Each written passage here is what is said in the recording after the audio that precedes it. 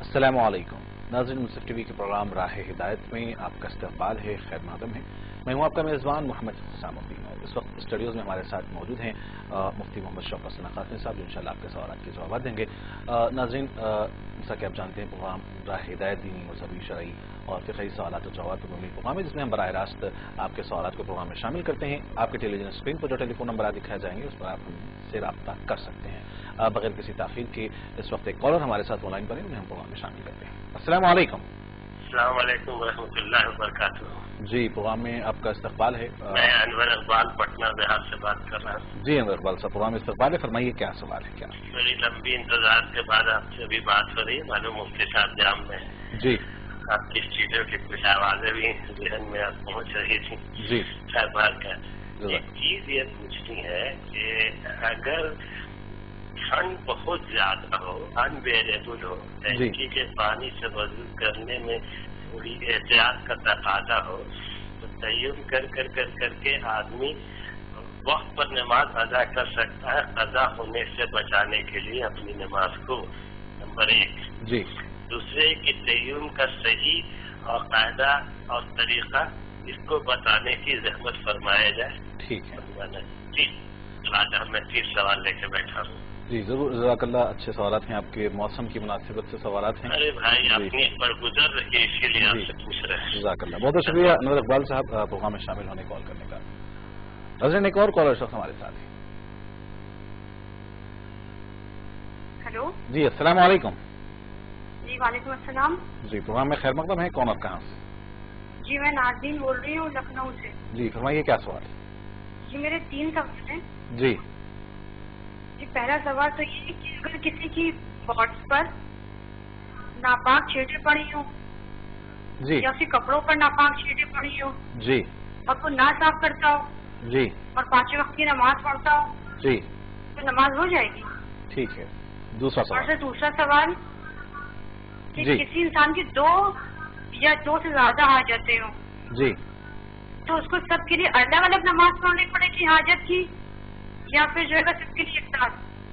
ठीक है। जी ठीक। और सर तीसरा सवाल ये कि सर जो पेंशन प्लान मिलता है वो विडोज को, ओल्ड एज पेंशन प्लान होता है, जी, तो वो हलाल है पैसा या हराम है?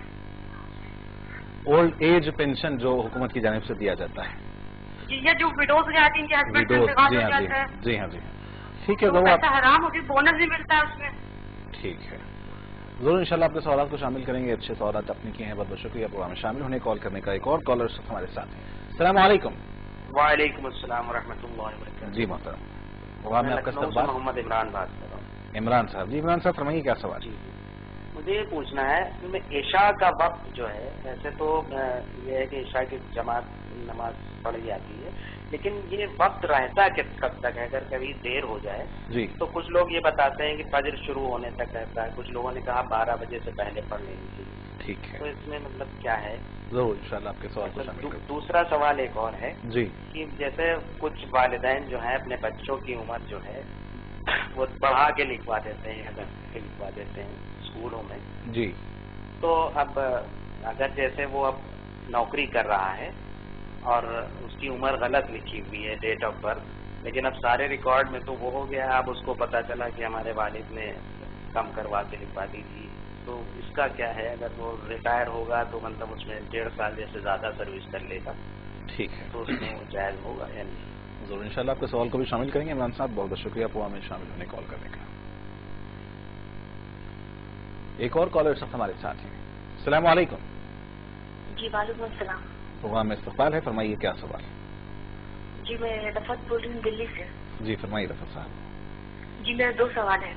जी, जी मेरा पहला सवाल ये है, अगर किसी का बच्चा 1 दिन या 2 दिन या 3 दिन का रहते वो जो इंतकाल हो जाता है, तो क्या उसका नाम रखना जरूरी है? ठीक है। जी और मेरा दूसरा सवाल ये है कि दाई हलीमा जी, जो थी, मतलब वो मतलब हमारे नबी करीम हुजूर सल्लल्लाहु अलैहि वसल्लम को क्यों मतलब पाली? ठीक उनकी अम्मी हयात में थी یا نہیں تھی، مطلب کیا ہے یہ؟ ٹھیک ٹھیک ٹھیک سے ہم لوگ جانتے نہیں اس بارے میں. کیا بات ہے، کیا وجہ ہے کہ دائی حلیمہ کے ہاں آپ صلی اللہ علیہ وسلم کی پرورش ہوئی ہے؟ ضرور انشاءاللہ آپ کے سوال کو بھی شامل کرتے ہیں محترمہ. بہت بہت شکریہ پروگرام میں شامل ہونے کال کرنے کا. ایک اور کالر اس وقت ہمارے ساتھ ہے، شاید کال نہیں ہے. سب سے پہلے انور اقبال صاحب نے مجھے سوال کیا ہے موسم کی مناسبت سے. سارے ملک میں سردی کی اور شدید لہر چل رہی ہے، اور ایسے میں بعض بڑے حضرات کو وضو میں ٹھنڈا پانی استعمال کرنے یا بلکہ پانی خود ہی ٹھنڈا ہو رہا ہے تو اس سے مشکلات پیش آ رہی ہیں. تو ایسے میں آپ کا سوال یہ ہے کہ کیا تیمم پڑھ کر نماز پڑھی جا سکتی ہے؟ اور خاص طور پر انہوں نے یہ نقطہ اس میں پوچھنا چاہا ہے کہ اگر نماز کے قضا ہو جانے کا اندیشہ ہو تو کیا اتنی شدید صورت میں کیا ہم تیمم کر کے تیمم سے استفادہ کر سکتے ہیں؟ ٹھنڈے پانی سے وضو کرنے میں تکلیف بہت زیادہ ہوتی ہو، جیسا کہ بعض علاقوں میں جہاں سردی بہت زیادہ ہوتی ہے وہاں پہ پانی پینا مشکل ہوتا ہے، تو وضو اور غسل کرنا تو اور زیادہ مشکل ہوتا ہے. اور آپ کے پاس گرم پانی بھی دستیاب نہ ہو. اگر گرم پانی آسانی سے مل سکتا ہو تو پھر تیمم کرنے کی اجازت نہیں ہوگی. پانی کو گرم کر کے وضو کرنا ضروری ہوگا. لیکن اگر گرم پانی بھی آسانی کے ساتھ دستیاب نہ ہو تو اسی صورت میں تیمم کر کے نماز پڑھنے کی اجازت ہوگی. سر ایک اور سوال یہ ہے، اس سے پہلے کہ ہم آپ سے تیمم کا طریقہ معلوم کریں، کیا غسل کی بھی اگر حاجت ہو اور سمجھیے کہ شدید سردی ہو، ٹھنڈ ہو، تو ایسے میں کیا کیا جائے؟ کیا غسل کی جگہ تیمم کیا جا سکتا ہے؟ دیکھیے، اگر صورتحال ایسی ہو کہ غسل کرنا بھی ممکن نہ ہو، یعنی پانی اتنا ٹھنڈا ہے کہ غسل اگر کرے گا تو یا تو موت کا خطرہ ہو یا بیمار پڑ جانے کا اندیشہ ہو یا بیمار ہو تو بیماری کے بڑھ جانے کا اندیشہ ہو، تو ایسی صورت میں اگر اس کو گرم پانی ہے اور گرم پانی سے غسل کرنے میں کوئی تکلیف نہیں ہے تو ایسی صورت میں وہ گرم پانی سے غسل کرے گا. اگر یہ بھی ممکن نہ ہو تو جس طرح وضو کے لیے تیمم کیا جا سکتا ہے غسل کے لیے بھی تیمم کیا جا سکتا ہے. جی، اب اگلا سوال یہ ہے کہ تیمم کا صحیح طریقہ جاننے کی انہوں نے کوشش کی ہے، ناظرین کو بتائیں کہ تیمم کا صحیح طریقہ کیا ہے. دیکھیے، تیمم کے لیے سب سے پہلی شرط یہ ہے کہ نیت کرے کہ میں وضو کے لیے، نماز پڑھنے کے لیے یا اپنی اگر غسل کر رہا ہے تو جنابت کو دور کرنے کے لیے میں تیمم کر رہا ہوں. اس کے بعد پاک مٹی پر یا مٹی کی جنس کی جو چیزیں ہیں، مثلا اینٹ ہے، پتھر ہے، اس پر اپنے یہ دونوں ہاتھوں کو نیت کرنے کے بعد مارے. دونوں ہاتھوں کو مارنے کے بعد اس کو چہرے پر، پورے چہرے پر مل لے. جس طرح کی وضو کرتا ہے پورے چہرے پر اچھی طرح سے مل لے کہ چہرے پر کوئی جگہ باقی نہ ہو. ہاتھ میں مٹی کا لگنا ضروری نہیں ہے، صرف مٹی پر یا پتھر پہ ہاتھ کو مار لیا جائے، چہرے پہ مل لیا جائے. ایک مرتبہ ہاتھ ماریں گے چہرے کے لیے، پھر دوسری مرتبہ مٹی پر یا مٹی کے جنس کی جو چیز ہے اس پر ہاتھ ماریں گے. اور یہ بائیں ہاتھ یعنی ہتھیلی سے دائیں ہاتھ کو پورا اچھی طریقے سے چاروں طرف ہاتھ پھیر لیں گے. پھر اس دائیں ہاتھ کی ہتھیلی سے بائیں ہاتھ کے پورے یعنی ہاتھ کے ہر حصے پر یعنی ہاتھ کو پھیر لیں گے. بس تیمم میں اتنا ہی کرنا ہے، مسا نہیں ہے، پیر پہ تیمم نہیں کرنا ہے، سر پہ تیمم نہیں کرنا ہے، صرف ہاتھ پر اور چہرے پر تیمم کرنا ہے. بس اتنا اگر آپ نے کر لیا تو وضو کے لیے ہے تو آپ کا وضو درست ہو جائے گا. اور اگر آپ غسل کے لیے کیا ہے تو اس سے آپ پاک ہو جائیں گے، اور ایک پاک آدمی جو کام جو عبادت کر سکتا ہے وہ کرنا جائز ہو جائے گا. سب عام طور پر آج کل جو ہمارے جس قسم کے گھر ہیں تو اس میں سمجھیے کہ مٹی کی دیوار یا پھر اس طریقے کی چیزیں نہیں ہوتی ہیں، تو بازار میں ایک تھیلی کچھ دستیاب ہوتی ہے تیمم کی تھیلی کے نام سے، تو کیا وہ ہم استعمال کر سکتے ہیں تیمم کے لیے؟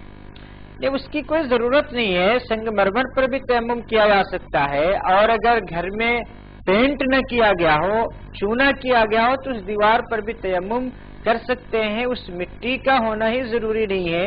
اگر تھوڑی بہت ریت ہے تو اس پر بھی تیمم کر سکتے ہیں.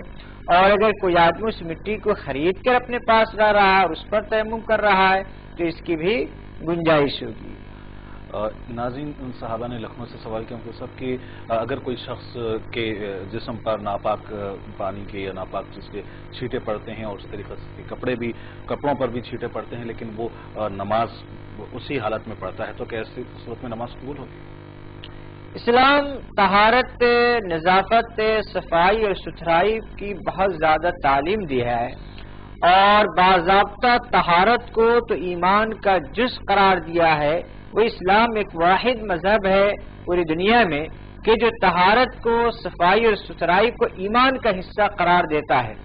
इसीलिए सफाई और सुथराई हर मुसलमान के लिए लाजिम और ज़रूरी है।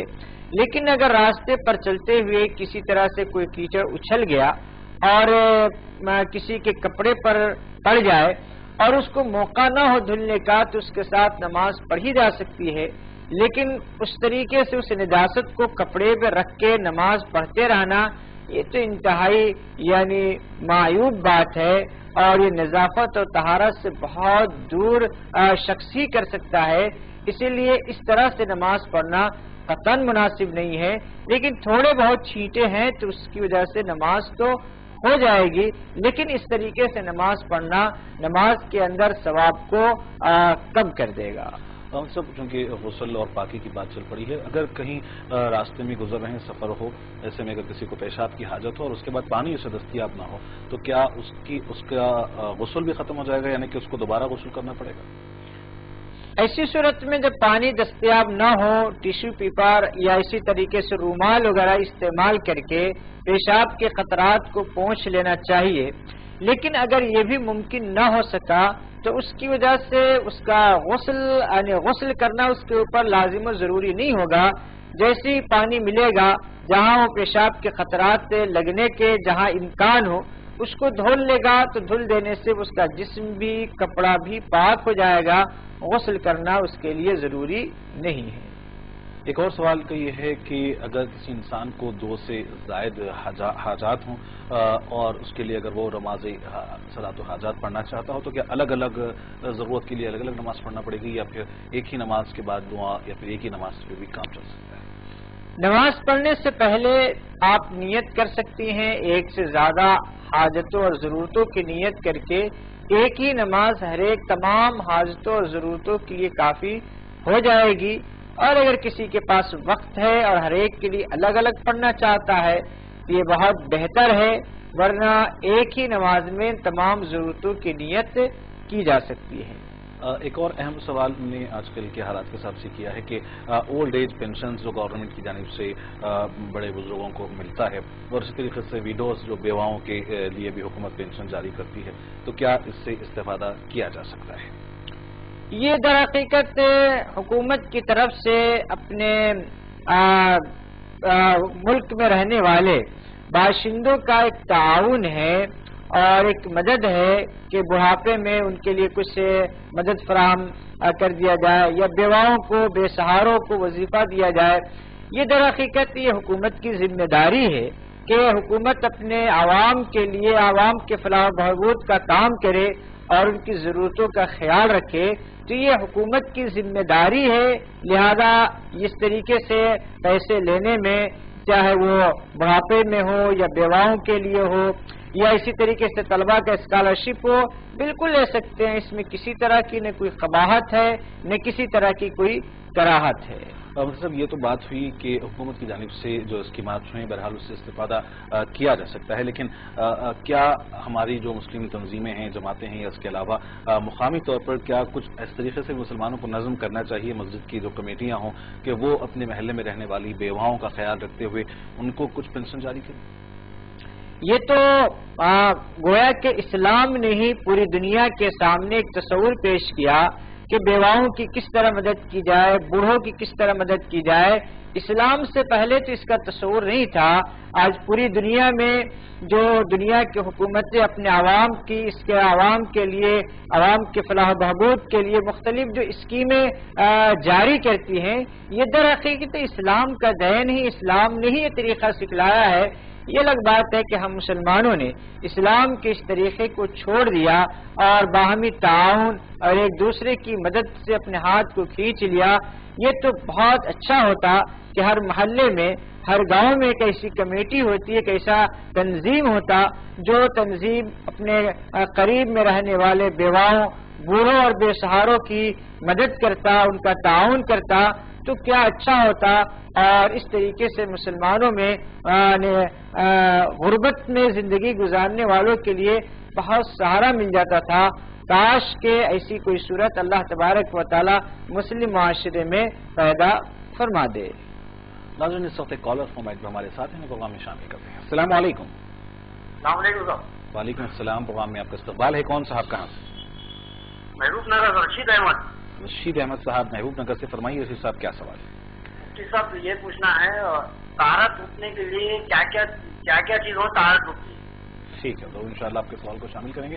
کوئی اور سوال ہے آپ کا؟ طہارت ٹوٹتی اور مجبوری کی حالت میں کس طرح سے ہم جنابت لیں؟ ٹھیک ہے ضرور انشاءاللہ آپ کے سوال کو شامل. بہت شکریہ پروگرام میں شامل ہونے کال کرنے کا. ایک اور کالر سب ہمارے ساتھ ہیں. السلام علیکم. ہلو السلام علیکم. وعلیکم السلام. پروگرام میں استقبال ہے. کون اور کہاں سے؟ میرا نام تسلیم ہے، میں نظام مت سے کال کر رہی ہوں. جی فرمائیے کیا سوال؟ میرے 2-3 سوال ہیں. جی. مکہ حرم شریف میں اور مدینہ میں بناتے نا جی تو اس سے پانی کی بے ادبی تو کچھ نہیں ہوتی ہے نا؟ کہاں پہ بنایا جاتا ہے آب زمزم سے وضو؟ وہیں پر مکہ مدینہ میں پانی کے وہ الگ احترام سے پانی پیتے ہیں نا، تو اس سے وضو بنانے سے وہ بے ادبی تو نہیں ہوتی ہے نا؟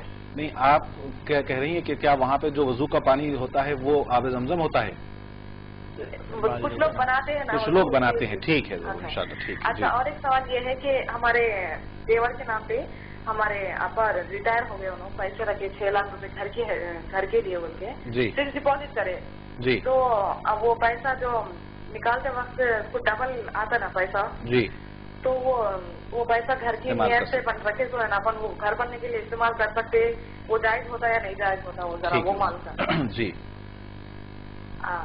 اور وہ بچہ ابھی چھوٹے ہیں سمجھو، ابھی انہوں کما رہے نہیں، ابھی ان کی کمائی کچھ نہیں ہے، تو اس حساب سے ان کے لیے گھر بننا ہے، تو وہ جائز ہوتا ہے نہیں ہے؟ ٹھیک ہے ضرور انشاءاللہ آپ کے سوالات کو شامل کریں گے. بہت بہت شکریہ پروگرام میں شامل ہونے کال کرنے کا. ایک اور کالر سب ہمارے ساتھ ہیں. السلام علیکم. ہلو السلام علیکم. جی وعلیکم السلام. آپ کون اور کہاں سے؟ بات کرنا ہے جی. میں ترپور کاغذ نگر سے بات کر رہی ہوں. جی فرمائیے. جی طلعت فاطمہ میرا نام ہے. جی. میری بڑی بہن کے گھر میں جی ایک لڑکی کا رشتہ طے نہیں ہو رہا ہے. جی. بچی کا نام نازیہ فرحین ہے. جی. رشتے تو کئی آ رہے لیکن کوئی مناسب رشتہ طے نہیں ہو پا رہا ہے. ٹھیک ہے ضرور انشاءاللہ مفتی صاحب سے پوچھیں گے کہ اس تعلق سے کیا دعائیں ہو سکتی ہیں. کام میں رکاوٹ ہو رہی ہے، لڑکی کے لیے کوئی وظیفہ بولیے. ٹھیک ہے ضرور انشاءاللہ. اور ایک بات یہ کہنا ہے کہ ہمارے گھر میں ہماری والدہ کا نام تھا مہر النساء بیگم. جی. سیکنڈ بہن کا نام خبر النساء بیگم تھا، بڑی بہن کا نام اختر النساء بیگم تھی. کوئی لوگ بولتے کہ ایک گھر میں یہ 3 نام نہیں رکھنا چاہیے تھا، یہ بات صحیح ہے کیا؟ ٹھیک ہے آپ بتا ضرور انشاءاللہ مفتی صاحب سے آپ کے سوال کو پوچھتے ہیں. بہت بہت شکریہ پروگرام میں شامل ہونے کال کرنے. دیکھتے رہیے راہ ہدایت. ایک اور کالر سب ہمارے ساتھ ہیں. السلام علیکم. وعلیکم السلام ورحمۃ اللہ وبرکاتہ. خیریت سے ہیں؟ جی الحمدللہ. نعیم صاحب پروگرام میں استقبال ہے. خیر مقدم ہے آپ کا. فرمائیے کیا سوال ہے؟ ہماری اہلیہ کو سوال کرنا چاہتی ہے. جی جی جی سر. السلام علیکم. جی وعلیکم السلام. سنیے نا، میرا یہ سوال ہے کہ اگر انسان حیض یا نفاس کی حالت میں ہو جی تو اللہ کا ذکر نہیں کر سکتی ہے؟ ایک مولانا صاحب بولے نے کہ اللہ یا رحمان یا رحیم کے سوا کچھ نہیں پڑھ سکتی ہے، اس لیے کہ زبان ناپاک ہوتا ہے.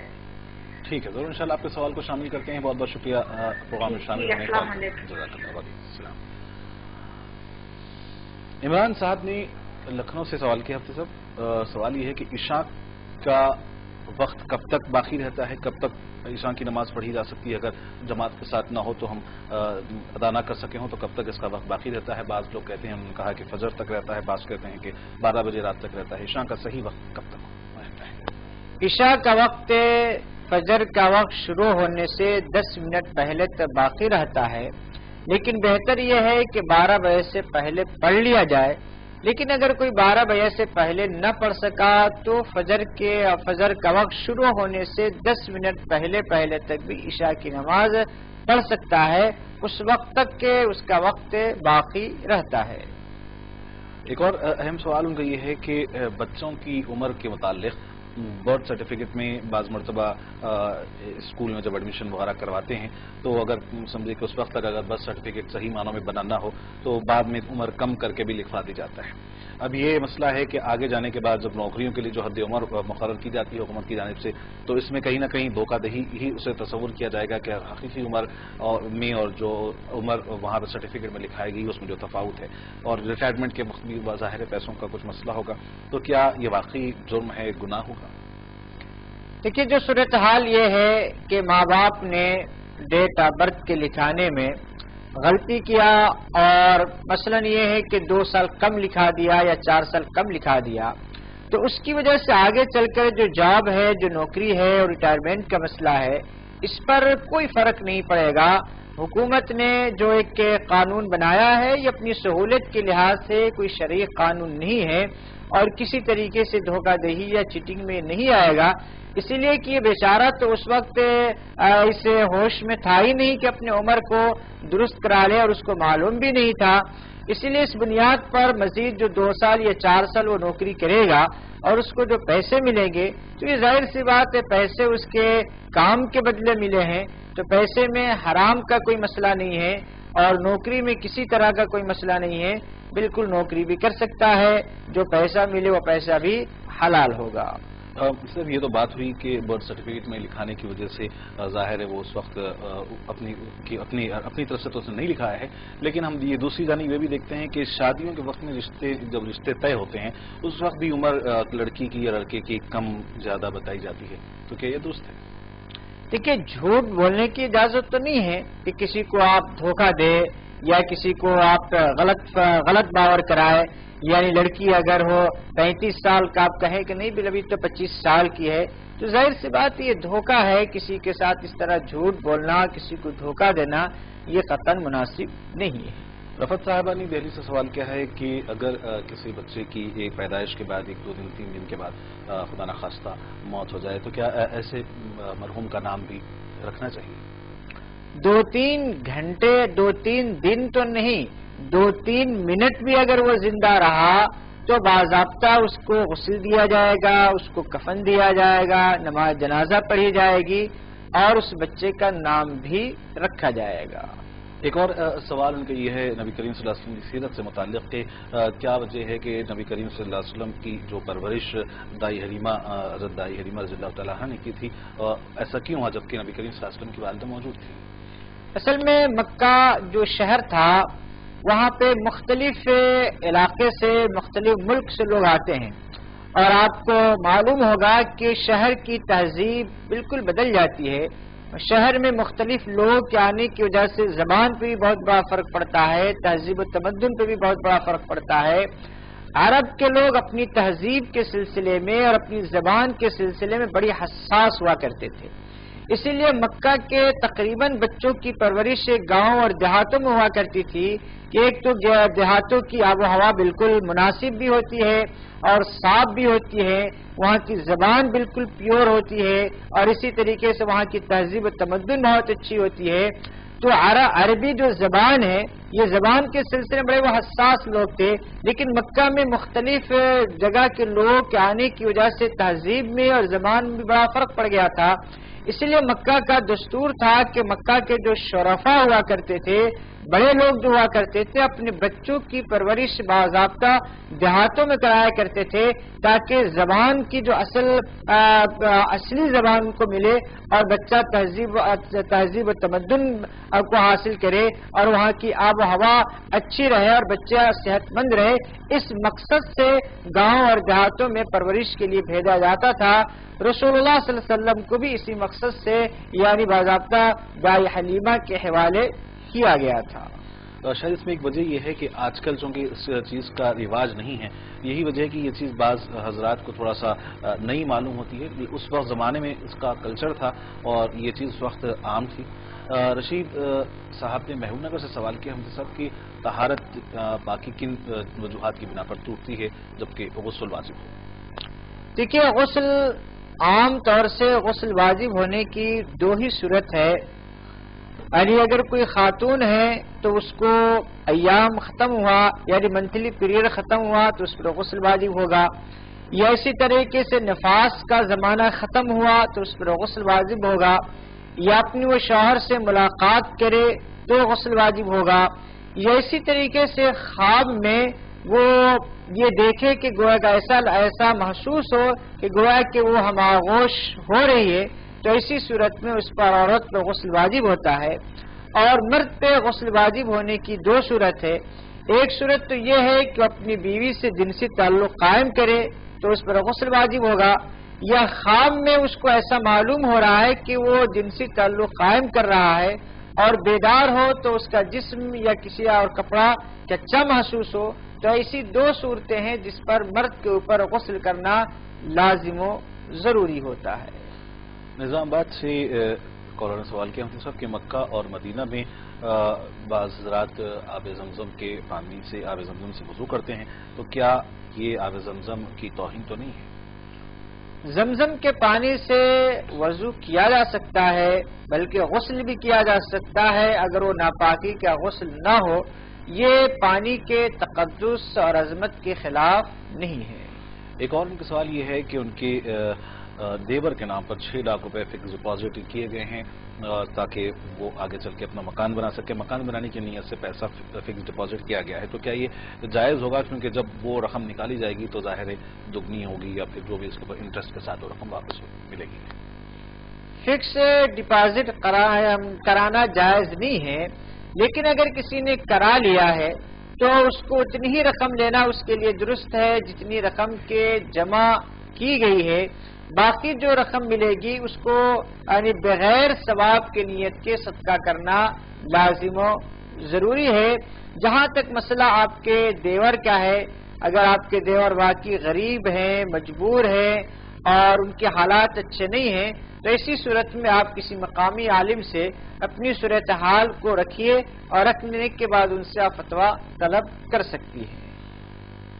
ایک خاتون نے سرپور کاغذ نگر سے سوال کیا ہے صاحب کہ ان کی بھتیجی کی یا شاید کی لڑکی کی رشتے کے تعلق سے پریشان ہیں. ایسے لوگ جو لڑکیوں کے رشتے کے تعلق سے پریشان ہوں وہ کیا ان کے لیے کوئی خصوصی دعائیں یا اذکار وغیرہ ہوں؟ دیکھیے، سب سے پہلی بات تو یہ سمجھیے کہ اللہ تبارک و تعالی نے جب بیٹا دیا ہے، بیٹی دیا ہے تو رشتہ بھی ضرور دے گا. یہ یقین رکھیے کہ رشتہ آئے گا ہی آئے گا. دنیا کی کوئی طاقت انسان کی تقدیر کو تبدیل نہیں کر سکتی. سحر کے ذریعے سے ہو، جادو کے ذریعے سے ہو، اثرات کے ذریعے سے ہو، کسی بھی طرح سے انسان کی تقدیر کو کوئی آدمی تبدیل نہیں کر سکتا ہے، پریشان کر سکتا ہے. رشتہ آئے گا، اس کی قسمت میں ہوگا تو یقیناً آئے گا. دنیا کی کوئی طاقت اس کو روک نہیں سکتی ہے. ہاں، ماں باپ کو پریشانی ضرور ہوتی ہے. بچی جب جوان ہوتی ہے تو ماں باپ کی نیندیں حرام ہو جاتی ہیں. اس کے لیے سب سے بہتر طریقہ یہ ہے کہ پریشان ہونے کے بجائے، شکوہ اور شکایت کرنے کے بجائے اللہ تعالیٰ کی طرف رجوع کرے، اللہ تعالیٰ سے دعا کرے اور اللہ تعالیٰ سے کہے کہ اللہ تعالیٰ بیٹی تو نے دیا ہے، رشتہ بھی تو دے دے. بیٹی بغیر مانگے دیا ہے، رشتہ بغیر مانگے تو دے دے اور اچھا اور مناسب رشتہ تو بھیج دے. دنیا کے جو حالات ہے اس حالات میں ہم کہاں بھٹکتے رہیں گے. کوئی دیندار، کوئی مناسب رشتہ بھیج دے. آپ اللہ تعالیٰ سے دعا کیجئے، رجوع ہوئیے اللہ تعالیٰ سے. انشاءاللہ تبارک و تعالیٰ اللہ تعالیٰ ضرور دے گا. تمام وظیفوں میں سب سے بہتر وظیفہ جو اللہ تعالیٰ کو پسند ہے وہ ہے دعا. دعا سے بہتر کوئی وظیفہ نہیں ہے. آپ رسول اللہ صلی اللہ علیہ وسلم کی زندگی کو دیکھ لیجیے، آپ کو وظائف کم ملیں گے، دعائیں زیادہ ملیں گی. بدر کے میدان میں نبی علیہ الصلوۃ والسلام نے کوئی وظیفہ نہیں پڑھا تھا، رسول اللہ صلی اللہ علیہ وسلم نے دعائیں کی تھی. رات میں جب پورا مدینہ سوتا تھا نبی علیہ الصلوۃ والسلام کو وظیفہ کم کیا کرتے تھے، دعائیں زیادہ کیا کرتے تھے۔ آج ہم لوگ وظیفے کے چکر میں پڑ گئے ہیں، اس کا وظیفہ بتا دیجئے، اس کا وظیفہ بتائے، کتنے وظیفے پڑھیں گے آپ؟ انسان کے تو بہت سارے مشکلات اور مسائل ہیں، ساری مشکلات اور سارے مسائل کا حل دعا ہے، لہذا کثرت سے اللہ تبارک و تعالیٰ سے مانگنے کی کوشش کیجئے، اللہ تعالیٰ سے دعا کیجئے، اسماء حسنی اللہ تعالیٰ کے جو 99 نام ہیں اس کو پڑھیے، پڑھ لینے کے بعد اللہ تعالیٰ سے اسی کا واسطہ دے کر اللہ تعالیٰ سے دعا کیجئے، انشاءاللہ تبارک و تعالیٰ ضرور کوئی نہ کوئی مناسب رشتہ آئے گا ضرور انشاءاللہ۔ اور سب ایک اور بات یہ ہے کہ بہت اچھی بات آپ نے کہی کہ ہر چیز کا حل جو ہے وہ دعا کے اندر موجود ہے، لیکن ساتھ میں ایک جہاں پر لوگ دعا سے دور رہتے ہیں اور وظیفوں کی بات کرتے ہیں وہیں پر توہم پرستی میں بھی اس طریقے سے مبتلا ہے کہ جیسا کہ انہوں نے کہا کہ کوئی 3 نام بتائے اور لوگ یہ کہتے ہیں کہ اگر یہ 3 نام کسی کے بچوں کے رہیں گے تو بہرحال پریشانی آ سکتی ہے، یہ بات کہاں تک؟ دیکھیے ناموں کی وجہ سے کوئی پریشانی نہیں آتی ہے، اعمال کی وجہ سے پریشانی آتی ہے۔ لوگ ناموں کے چکر میں پڑے ہوئے ہیں، اعمال کی فکر نہیں کرتے ہیں۔ عقائد کو دیکھیے، اپنے اعمال کو دیکھیے، انسان کی بدعمالیوں کی وجہ سے نحوست آتی ہے، بدعمالیوں کی وجہ سے مصیبت آتی ہے، بدعمالیوں کی وجہ سے آفت آتی ہے۔ اپنے عمل کو درست کر دیجئے، اپنے عقیدے کو درست کر دیجئے۔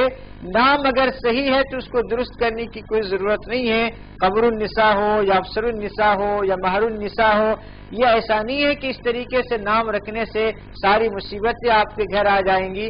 نام میں کسی طرح کا کوئی پرابلم نہیں ہے، اس کی وجہ سے مصیبت نہیں آتی ہے۔ مصیبت تو انسان کے بدعمالیوں کی بنیاد پر آتی ہے، لہذا کثرت سے توبہ اور استغفار کریں اور نبی علیہ الصلوۃ والسلام پہ درود و سلام پڑھیں۔ ناظرین ایک کالر اس وقت فون لائن پر ہمارے ساتھ ہیں۔ السلام علیکم۔ السلام علیکم، میں نظام بخش سے بات کر رہا ہوں۔ جی محترم۔ میرا نام اصغر ہے۔ جی اصغر صاحب فرمائیے کیا مفتی صاحب سے پوچھنا ہے، جو عید میں نماز پڑھتے ہیں نا صاحب جی، وہاں خبریں بھی رہتی ہیں، خبروں پہ نماز پڑھنا جائز ہے کیا؟ عیدگاہ میں وہاں پہ خبریں بھی رہتی ہیں تو کیا خبروں جی جی ٹھیک ہے، خبریں بہت آتی ہے نا بھائی جی لیے ہاں بھائی ٹھیک ہے ضرور انشاءاللہ آپ کے سوال کو شامل کریں گے، بہت بہت شکریہ۔ ایک اور کالر اس وقت ہمارے ساتھ ہیں۔ السلام علیکم۔ وعلیکم السلام جی پروگرام میں استقبال ہے، اپنا نام بتائیں کہاں سے کال کر رہے ہیں؟ یہ عبدالعزیز بول رہا ہوں چندولی ضلع سے۔ جی محترم فرمائیے کیا سوال؟ جی سر، میرا ایک سوال تھا کہ میری بچی 12 سال کی ہے، جی وہ اس کا آج جنم دن تھا، جی تو وہ اسکول میں پڑھتی ہے تو دوست یار جنم دن مناتے ہیں، میں تو نہیں مناتا تھا، لیکن آج وہ کہنے لگی ہم سے، تو ہم نے کچھ سامان لا کر کے بسکٹ وسکٹ ہم نے کہا لو اپنے دوستوں کو بانٹ دو، تو کیا یہ صحیح ہے کہ غلط ہے؟ ٹھیک ہے ضرور انشاءاللہ آپ کے سوال کو بھی شامل کرتے ہیں، بہت بہت شکریہ پروگرام میں شامل ہونے کال کرنے کا۔ نعیم صاحب پٹنہ سے ان کی اہلیہ نے سوال پوچھا تھا، اس سے پہلے کالر ہیں ہمارے ساتھ، انہیں بھی پروگرام میں شامل کرتے ہیں۔ السلام علیکم۔ وعلیکم السلام۔ جی محترم کون کہاں سے؟ جی میں آگرہ سے وہاب الدین بول رہا ہوں۔ وہاب الدین صاحب فرمائیے کیا سوال ہے؟ جی پہلا سوال تو میرا ہے کہ جیسے 2 سوال ہیں میرے، ٹھیک، تو جیسے اگر کوئی جانور کا وغیرہ یا کوئی اور جیسے گندا جانور ہوتا ہے، اگر وہ ہمارے کپڑوں سے لگ کے جائے لیکن وہ سوکھا ہوا ہو بالکل، جی ٹھیک، تو کیا وہ جو ہے ناپاک ہو جائے گا ہمارا مطلب کپڑے وغیرہ؟ ٹھیک ہے۔ اور دوسرا سوال یہ ہے کہ عورت یا آدمی کوئی بھی اگر جگہ کی تنگی ہو گھر کے اندر تو 4 پائی کے اوپر نماز پڑھ سکتا ہے یا نہیں؟ ٹھیک ہے ضرور انشاءاللہ۔ ایک اور کالر سخت ہمارے ساتھ ہیں۔ السلام علیکم۔ السلام علیکم۔ وعلیکم السلام۔ جی محترم کون صاحب کہاں سے؟ جی عدنان قریشی بول رہا ہوں دلی سے۔ جی محترم فرمائیے کیا سوال ہے؟ جی اگر جس کام کی جو کام ہم کر رہے ہیں وہ اس کی وہاں کی سرکار اس کام کو منع کر رہی ہے، لیکن ہمارے اسلام میں وہ کام کر سکتے ہیں، کیا وہ جائز ہے اس کا کرنا؟ ٹھیک ہے ضرور انشاءاللہ آپ کے سوال کو بھی شامل کریں گے، بہت بہت شکریہ محترم پروگرام میں شامل ہونے کال کریں گے۔ جی ہم سوال پہ آتے ہیں۔ पटना से नईम साहब ने किया था, उनके अहलिया ने सवाल किया कि क्या अगर हैज़ या निफास की हालत में कोई औरत हो तो क्या वो तिलावत या अस्कार पढ़ सकती है। उन्होंने किसी ने बताया कि सिर्फ रहमान और रहीम ही पढ़ा जा सकता है, दूसरी अस्कार दुआएं नहीं पढ़ी जा सकती हैं। और क्या अगर कुरान मजीद याद हो तो बगैर कुरान मजीद को छुए हुए भी कुरान मजीद की सूरतें पढ़ी जा सकती हैं। हालत हैज़ या नफास में कुरान करीम की तिलावत करना तो जायज़ नहीं है, लेकिन जिक्र अस्कार करना, कोई भी जिक्र अस्कार कर सकते हैं। ये कहना कि या रहमान या रहीम के अलावा कोई जिक्र नहीं कर सकते हैं, ये नावाकिफियत की बुनियाद पर है, मसला न जानने की बुनियाद पर है। आप दुरूद शरीफ कसरत से पढ़ सकती हैं, पहला कलमा कसरत से पढ़ सकती हैं, जितने अस्कार हैं तमाम अस्कार को आप कसरत से पढ़ सकते हैं, किसी तरह की कोई ममानियत नहीं है। बल्कि कुरान की वो आयत जो बतौर दुआ के पढ़ी जाती है, उसको दुआ के नियत से भी अगर पढ़ना चाहे तो पढ़ सकते हैं, तिलावत के नियत से पढ़ना जायज़ नहीं है। जैसे कि आयतुल कुर्सी है, या सूरह फातिहा है, कुल हुवल्लाहु अहद है और चारों कुल है। अगर इसको दुआ के नियत से कोई पढ़ना चाहती है हाइजा या नफसा तो इसकी भी इजाजत है। और जिक्र की तो किसी तरीके से कोई पाबंदी है ही नहीं उस पर, वो जितना चाहे जिक्र कर सकती है। असगर साहब ने निजामाबाद से सवाल किया है कि ईदगाह में खबरें भी होती हैं करीब में, और क्या ऐसी सूरत में अगर मजमुआ ज्यादा हो तो क्या खबर पर भी नमाज पढ़ी जा सकती है, सामने अगर खबर हो तो नमाज पढ़ी जा सकती है? सामने अगर कबर हो और सजदा और कबर के दरमियान कोई फासला ना हो, यानी कोई चीज रुकावट ना हो, तो इस तरीके से नमाज पढ़ने की ममानियत है। लेकिन अगर कबर के सामने कोई चीज रख दी जाए, कोई सुतरा वगैरह, कोई लकड़ी वगैरह, लाठी वगैरह वहां पर रख दी जाए, तो फिर ऐसी सूरत में कब्र के पास भी नमाज पढ़ने की गुंजाइश है। एक सवाल ये भी है कि जैसे मैंने पूछा कि खबर पर, यानी बाज़ मरतबा ऐसा होता है कि खबरें एक के बाद एक लगी हुई हों, लोग उस पर भी ठहर जाते हैं। नहीं, कब्रों पर ठहर के नमाज पढ़ना ये कतन दुरुस्त नहीं है, और इस तरीके से कब्र की बेहुरमती भी है। और नबी अलैहिस्सलाम ने कब्र को सामने रखकर जब नमाज पढ़ने को मना किया है, तो कब्र के ऊपर ठहर कर नमाज पढ़ना तो बदरजावला मना होगा। बाज़ मरतबा जो मसाजिद की तोसी के लिए अगर पुरानी खबरें हों तो उसे ढा दिया जाता है या फिर उसके ऊपर जो है स्लैब डाल दिया जाता है, ऐसी सूरत में क्या हो? अगर कब्रें बहुत पुरानी हो गई हो और वहाँ पे उस जगह पे तदफीन वगैरह न हो रही हो, तो ऐसी सूरत में कब्रें पुरानी होने के बाद उसको मस्जिद की तोसी में शामिल किया जा सकता है। अब्दुल रहीम साहब ने सवाल किया मुफ्ती साहब कि आज उनकी लड़की की यौम पैदाइश थी, और ऐसी आमतौर पर बच्चों में या फिर स्कूल्स में इस तरीके का माहौल होता है कि एक दूसरे को जो है बर्थडे की, जन्मदिन की मुबारकबाद दी जाती है, और जब जो लोग इस चीज़ को समझिए कि इसके कायल भी नहीं हैं, करते भी नहीं हैं, लेकिन उनके भी घर में बच्चे आकर कहते हैं कि आज हमारी जो है बर्थडे है और हमें कुछ ना कुछ करना चाहिए, चॉकलेट बच्चों में बांटनी चाहिए, कुछ लाकर घर में पका लेना चाहिए, तो क्या इसकी इजाजत होगी? बाज़ाब्ता जन्मदिन या बर्थडे मनाना, उसकी पार्टी या उसकी तकरीब मुनक़िद करना, ये तो सरासर इस्लामी तालीमात के खिलाफ है और ये मुसलमानों का तरीक़ा नहीं है। लेकिन बगैर किसी इंतज़ाम के, बगैर किसी तकरीब के, जैसा कि आपने अपने बच्ची को चॉकलेट दिला दिया, बिस्किट दिला दिया, और वो अपने जाकर स्कूल में अपने क्लास में तकसीम कर ले, तो जाहिर सी बात है इसमें बड़ी कबाहत नहीं है और इसकी बहुत सूरत गुंजाइश मिल सकती है। लेकिन बाज़ाब्ता आजकल जो तकरीब मनाने का जो रिवाज चल पड़ा है, ये मुनासिब नहीं है। लेकिन एक इसमें मसला शायद ये हो सकता है मुफ्ती साहब कि अगर इस तरह की रिवाज शुरू कर दी जाए बच्चों के साथ, तो फिर वो चीज़ बढ़ सकती है। मसलन ये है कि तकरीब से तो कम चॉकलेट देने की इजाजत तो दीजिए। आज तो यहाँ तकरीबात मुनक़िद की जा रही है और बड़े बड़े शादी खाने बुक किए जा रहे हैं, और एक बेचारा चॉकलेट खरीद के दे रहा है, इसको भी अगर आप इजाजत नहीं देंगे तो बहुत मुश्किल मसला हो जाएगा, और लोग सोचेंगे चॉकलेट की भी इजाजत नहीं है तो दावत ही कर लो। इसलिए जाहिर सी बात इसमें बहुत बड़ी कबाहत नहीं है, इससे भी अगर एहतियात कर लिया जाए तो बेहतर है। नाज़रीन, इस वक्त एक कॉलर फोन लाइन पर हमारे साथ हैं, उन्हें प्रोग्राम में शामिल करते हैं। अस्सलाम वालेकुम। अस्सलाम वालेकुम। वालेकुम सलाम। जी جی میں محمد عبدل خدیر حیدرآباد سے بات کر رہا ہوں. جی عبدل خدیر صاحب پروگرام استقبال ہے. میرا سوال یہ ہے کہ آج کل جو مساجد میں جی جب اقامت کے وقت صف بندی کی جاتی ہے تو بعض مساجد میں حی علی الصلاۃ حی علی الفلاح پہ کھڑے ہوتے ہیں اور بعض مساجد میں مطلب شروع اقامت سے کھڑے ہوتے ہیں. جی یہ مسئلہ اب تک تو خاموشی کے ساتھ چل رہا تھا، لیکن آج کل جو ہے بہت جو ہے شدت پسندی اس میں اختیار کی جا رہی ہے. بعض کا جو ہے جو ہے امام صاحب جو ہے برا بھلا کہتے ہیں کہ اگر امام صاحب اقامت شروع ہوتے ہی اگر مسئلے پہ کھڑے ہو گئے، اور بہت لوگ ایسے ہیں جو شدت پسندی اختیار کر رہے ہیں. تو مجھے یہ جاننا چاہیے کہ سرکار کے زمانے میں کیا ہوتا تھا کہ حضور اقامت حی علی الصلاۃ پہ کھڑے ہوتے تھے، کیا چلتا تھا، اس کی جو ہے مزید پوری تفصیلات جو ہے میں جاننا چاہ رہا ہوں. جی صحیح تفصیلات.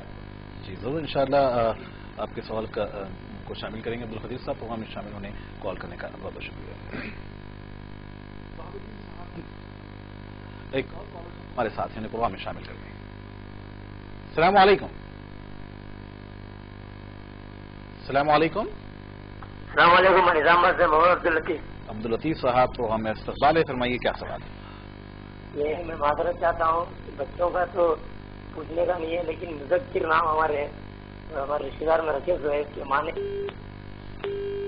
شاید آپ کی آواز ہم تک نہیں پہنچ پائی. دوبارہ کوشش کریں انشاءاللہ، یا پھر کل کے پروگرام میں ہم شامل کرتے ہیں. بہت بہت شکریہ عبداللطیف صاحب. وہاب الدین صاحب نے آگرہ سے سوال کیا تھا صاحب کہ جانور اگر کوئی سمجھیے کہ خراب جانور کا ہے کہ اگر ہمارے جسم سے مس جائے یا اس کے ہمارے کپڑوں کو لگ جائے لیکن وہ سوکھا ہو، کچا نہیں ہو، تو کیا ایسی صورت میں بھی ہمارے کپڑے ناپاک ہوں گے؟ اگر کوئی ناپاک جانور انسان کے جسم سے مس ہو جائے اور اس کا جسم خشک ہو تو اس کی وجہ سے کپڑا ناپاک نہیں ہوگا. ایک اور سوال یہ ہے کہ کیا چارپائی پر اگر گھر میں جگہ کی تنگی ہو تو نماز پڑھی جا سکتی ہے؟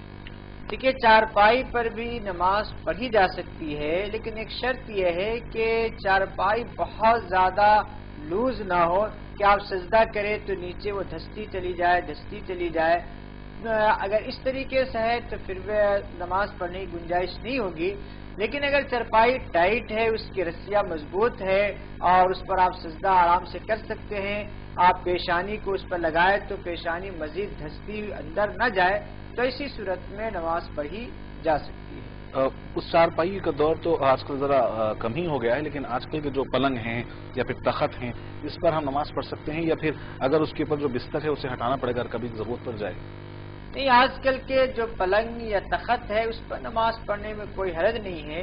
البتہ اگر بہت زیادہ موٹا گدا بچھا ہوا ہو اور بہت نرم ہو کہ پیشانی کو آپ دھساتے چلے جا رہے ہیں، وہ دھستی چلی جا رہی ہے، دھستی کہیں استقرار نہیں ہو رہا، تو اسی صورت میں اس کو ہٹانے کی ضرورت پڑے گی، ورنہ ضرورت نہیں ہے. محمد عبد الخدیر صاحب نے حیدرآباد سے سوال کیا. ایک اہم سوال یہ ہے کہ مطلب عام طور پر ہم مساجد میں دیکھتے ہیں کہ جب اقامت دی جاتی ہے مکبر کی جانب سے، مؤذن کی جانب سے، تو بعض حضرات جو ہے وہ فوری ٹھہر جاتے ہیں اور بعض حضرات جو ہے وہ قامت الصلاۃ پر جو ہے ٹھہرتے ہیں. اور مسئلہ اصل میں ٹھہرنے یا نہیں ٹھہرنے کا نہیں ہے. آج کل جیسا انہوں نے کہا کہ شدت اختیار کی جا رہی ہے. بعض مساجد میں امام اس بات پر توجہ وہ اس بات پر اصرار کرتے ہیں کہ لوگ قامت الصلاۃ پر ٹھہریں، اور بعض پر یہاں یہ اصرار کیا جاتا ہے کہ نہیں پہلے ہی ٹھہر جائیں. مناسب صورتحال کیا ہے؟ اور آپ کا سوال یہ ہے کہ نبی کریم صلی اللہ علیہ وسلم کے زمانے میں کیا طریقہ تھا؟ اصل میں سب سے بڑا افسوسناک پہلو جو مسلم معاشرے میں اس وقت پیدا ہو گیا وہ یہ ہے کہ لوگ ایک غیر اہم چیز کو اتنی زیادہ اہمیت دے رہے ہیں. کتنے سارے لوگ نماز نہیں پڑھ رہے ہیں، ان کو مسجد لانے کی فکر نہیں ہے. جو مسجد میں آیا اس کو اقامت پہ ٹھہرو، اقامت پہ مت ٹھہرو، ہاتھ اٹھاؤ نہ اٹھا، یعنی غیر ضروری مسئلے میں پھنسا کر یعنی شکوک و شبہات میں مبتلا کرنے کی کوشش کی جا رہی ہے. حالانکہ کوئی اتنا اہم مسئلہ نہیں ہے، فرض اور واجب کا مسئلہ نہیں ہے. پہلی بات یہ کہ اقامہ کا معنی کیا ہوتا ہے؟ اقامہ کا معنی عربی میں ہے اٹھانا، کھڑا کرنا. اقامت کہیں اس لیے جاتی ہے کہ سارے کے سارے لوگ جو بیٹھے ہوئے ہیں وہ ٹھہر جائیں، لیکن امام صاحب بول رہے ہیں کہ نہیں بیٹھے رہو. مکبر جو اقامت کہتا ہے، اقامت کا مطلب اقامہ کا معنی آتا ہے کسی کو ٹھہرانا، کسی کو اٹھانا. اقامت کو اقامت اسی لیے کہتے ہیں کہ وہ بیٹھنے والے کو اٹھا دیتی ہے اور لوگ اس وقت اٹھ جاتے ہیں. لہذا اقامت شروع ہوتے ہی اگر کوئی آدمی اٹھ جا رہا ہے، سب کو سیدھی کر رہا ہے، تو وہ مجرم نہیں ہے کہ اس پر لعن و طعن کیا جائے یا اس کو بیٹھانے کی کوشش کی جائے۔